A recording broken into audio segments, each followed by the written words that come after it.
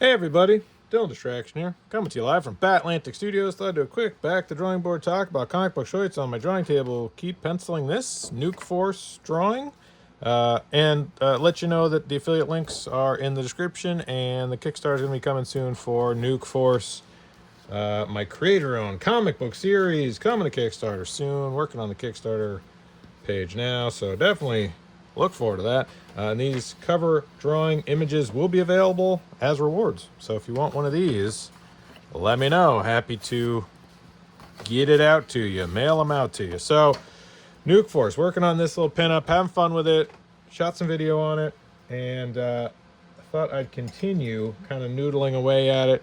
And definitely check out my affiliate links if you like things like erasers or Pacific Arc pencils, or erasers. I think I put these on there. I like these quite a bit. These are fun. I think I put those on there to try erase. If not, you should check them out anyway. So yeah, definitely check out my affiliate links. All right, what am I working on? Nuke Force. So, hope everyone's having a great day. I recently just posted a video for my students, and that was really fun. I wanted to do a little instruction and promote the fact that I am a teacher, and also use it for instruction in class. And that was really nice. I really enjoyed doing that. And if you want to take lessons or classes from me, definitely enroll at YCCC, York County Community College. Happy to teach you if you have things you want to learn about digital media or being a creative professional or self-publishing or design or illustration or cartooning. Yeah, I'm teaching there. I've been teaching there for years, so happy to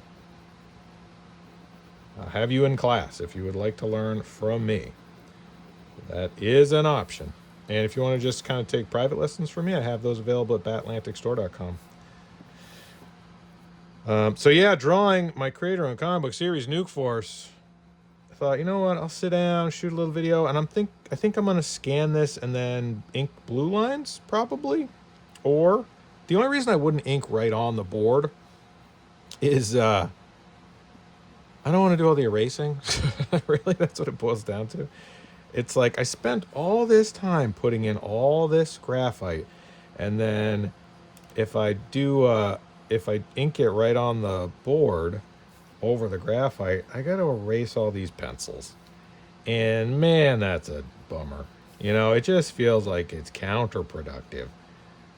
It's like, really? Spend 2 hours drawing all this in pencil and then another half hour erasing it all?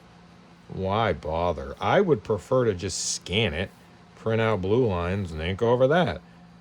Or you could lightbox it and ink over the lightbox. I've seen that done. I think Tyler Kirkham does that quite a bit. That seems like not something I ever really often do, but that does seem like a good solution, a good option. But I haven't really done much of that. I think mostly because I don't have a real setup here for doing lightboxing. I could. I mean, I've seen those ones that are really flat. I don't know if you've seen those light boxes that are super thin. I was going to get one of those, but I just haven't gotten around to it. So maybe that's what I'll try to do. Maybe I'll light box this. I wonder what that would be like, to light box ink it. I do have a glass drawing table. Convincing myself to just light box it. You know why I'm thinking of light boxing it? Because I don't even have to bother scanning it. Right? That's even one less step. You don't scan it at all. You just bring it over to that table over there and draw with Lightbox. Maybe. I don't know. Maybe that's the solution. Let me know in the comments what you think I should do to ink this. Your options are, and let me know in the comments, your options are, I scan it and print out blue lines. Option A. The only reason I don't like that is I'd have to scan it, and that's just another step, but that's fine. I can do that. Printing out blue lines. I've done that before. The results are fine. You get kind of a bluish hue under the drawing, but it's fine. Sometimes the blue lines don't give you enough information. They can lose some of the line quality with some blue lines, so that's not ideal, but it's fine. The other option is I just take it over to my glass top drawing table over there, shine a light up through it, and ink it on a new piece of paper. I don't even know if this is dark enough, if I've drawn dark enough that I could do a light box with this. Usually with light box, I might lose quite a bit of clarity, but I don't know. Try that. That one might be kind of fun. And with that one too, I could, there won't be any underdrawing at all. So there won't be any blue line. Maybe I'll try that. Won't be any blue line underdrawing. And I don't really ever work like that, so maybe that's kind of a new... I like changing up my workflow. I like kind of trying different stuff. And not a big deal to just bring this camera over there or not shoot video on it if people don't care. Maybe that. So let me know in the comments below what you think I should do to ink this. I'm going to ink it. Oh, and the other option is I scan it and then just digitally ink it on Procreate, which... I've been working a lot digitally again, doing Nuke Force comics. Kickstarter coming soon. So I do like just kind of mixing it up and not always sitting on my iPad. It just, I like drawing on paper when I can. That's really why I do these YouTube videos, is to be able to kind of just do different things. And if I'm drawing digitally all the time, it does tend to get a bit monotonous, just because you're like, I got 30 pages I got to digital ink. Let's add another one. Oh great, 31 pages I got digital ink. It just becomes like, I don't want it to be drudgery. I want to enjoy it, and in order to enjoy it, I like to have some variety. That's usually what makes me the most excited to work on something. Is it's like, I haven't done that in a while. I haven't done traditional inking. I haven't done digital inking. I haven't done color. I haven't used this pencil before, or this pen before. Anytime I can kind of mix it up, that's usually where the excitement comes for me. Everybody's different. I don't know what gets you going, but for me, I like to have a variety of different challenges, so it doesn't feel like I'm punching a clock at an office. I like to feel like I'm like, oh, that's new. I haven't done that. That's why I like teaching so much. Always new challenges, always new opportunities, and it doesn't ever feel boring or routine. It always feels like a new challenge every time. I like that. So I think I might light box this. But if you have a preference, please let me know in the comments. I'm not saying I'm going to acknowledge or do what anyone tells me to do, but I will take the suggestion, because all of these illustrations are going to be available in the Kickstarter campaign. So if you're like, well, why bother drawing them on paper at all? Well, it's like, because I'd like to be able to offer them in the Kickstarter campaign.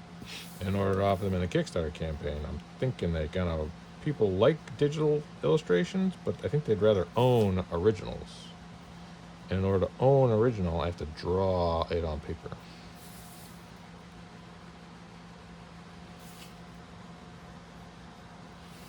So that's what I would do.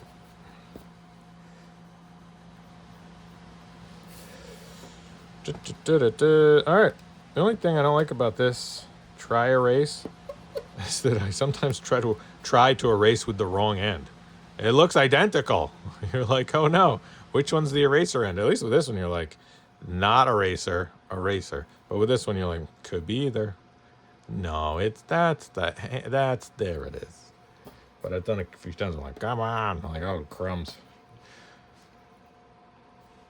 So yeah, I hope everybody's having a great day. It's whatever day it is, whatever year it is, whatever month it is. Wherever you are, you're living your best life. Living the dream. Having fun. Making comics. Feeling inspired. A lot going on right now. A lot happening. So hopefully whatever you're doing, you're enjoying it and feeling good. I'm feeling good. Got a lot going on, which is nice. I like to be busy. I don't like to be bored. So it works for me.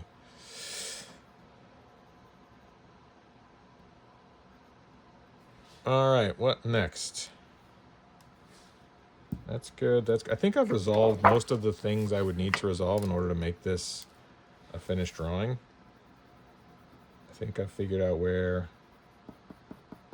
everything's going. I think I've got a good handle on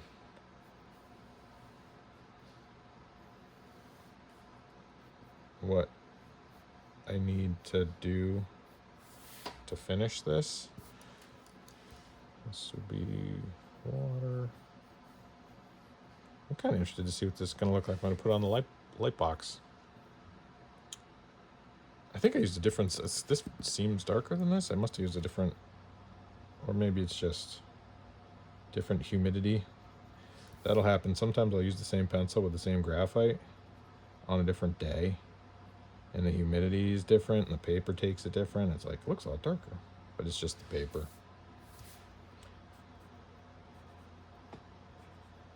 And I'm sure when I drew these, it was drier than it is now a couple days ago. So, all right, Nuke Force. That's where the logo's going to go. Characters are going to go. I'm going to digitally ink. I'm going to traditionally ink it on a light box, but you feel free to put in the comments what you think I should have done or what I should do. Going to get my inking supplies and my inking pens, and I'll go over there and ink that. But first, let's do a little book corner.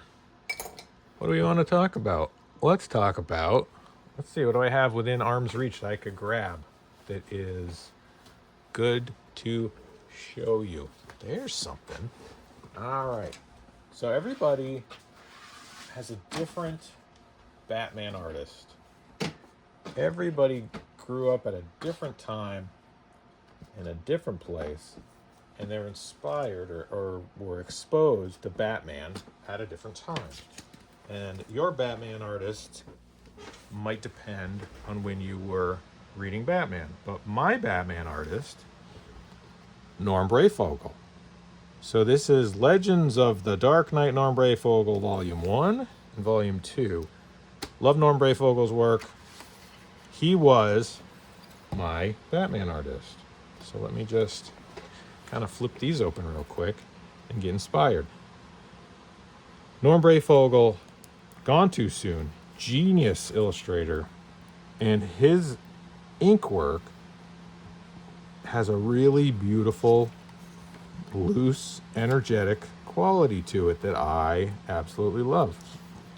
I think part of the reason why his inks are so loose is he was penciling and inking himself, right? So you see like his musculature, you have that thick line. I think of it like Klaus Janson when he was doing Dark Knight Returns with Frank Miller. I don't know why, but that's just kind of always been kind of how I've seen, like how he throws these like that, like this big slashing shapes there, right? I love Norm Breyfogle's Batman. It was my Batman, and these stories are pretty intense. Who wrote these? I don't even know. I'll find out. Mike Barr, Max Allen, Joe Duffy, John Wagner, Alan Grant. So a variety of writers, but always the stories felt really intense. It never, like it always felt like the villains he was dealing with and the crimes that he was having to solve, like this one, right? Rat Trap. This one's the people that are trapped in like this underground sewer prison by this guy. It's intense. And Batman having to deal with it, like it's the villains were villains. It wasn't some like this guy getting eaten by rats. Like it was intense. And so, but I love the ink work. Look at that power of that shot. Boom. Spacow, as they say.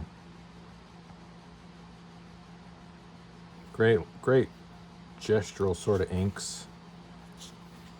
That's iconic. I mean, that image right there. That's Norm Breyfogle, 100%. Right? And the reproductions in here are great. Nice paper. Look at that. That's just so powerful. The other thing I love about Breyfogle is that he doesn't waste his time with stuff that's not important, right? Like he's moving the characters around. He's having big, bold movement, action, dynamic. And you're like, well, where's the background? He doesn't. It's a little bit of dirt here. It's a color of hold. And then that's his city. Like it's just shapes. And I do that quite a bit. Because that's not where you're looking. He wants you looking here. Right? Like these. This page layout. So good. So Mudpack was probably the comic book I read the most. And it is brutal. Like this character here in Arkham thinks he's in a relationship with this mannequin and then hits the mannequin and knocks the mannequin's head off and has this horrible reaction and thinks he's killed this mannequin, and so he murders the guards. It's like, boo. This as a 10-year-old child, this was probably a bit much. Hopefully, if you're looking at this now, you can understand it's just a comic book. But for me, I was like, this is real? What's happening? So good, but intense. And then this guy with so multiple Clayface characters, and then they want to have a child. It's pretty dark, but beautifully illustrated, wonderfully written. So, Legends of the Dark Knight, Norm Breyfogle, Volume 1. I believe it's out of print, but if you find it, grab it, because it's beautiful and wonderful. And then Volume 2 just keeps on going. Norm Breyfogle had a style, and he stuck with it. And did so many comic books. He did so many issues of Batman, right? Like this stuff. And the cape is just this intense, jagged shape, right? This sort of using it to accentuate action and motion and movement, just this always floating and flying. And the musculature and all that. Look at that, like really jagged, active ink lines. Just intense, beautiful stuff. So Norm Breyfogle, rest in peace, one of the best. This one is another intense series. This is with Robin trying to, Tim Drake becoming Robin. This is a big deal to me because Tim Drake was my Robin growing up. I remember this series and him becoming Robin, having him fighting Scarecrow, and this Scarecrow scared the heck out of me. Awesome stuff, Norm Breyfogle. I'm going to try to channel my inner Norm Breyfogle when I'm making this, so wish me luck. Stay tuned. All right, DylanAndrewsArt.com, DylanDistraction.com, MakeComicsCool.com, BatlanticStore.com, BatlanticStudios.com. Have a wonderful day. Thanks. Okay, thanks. Bye.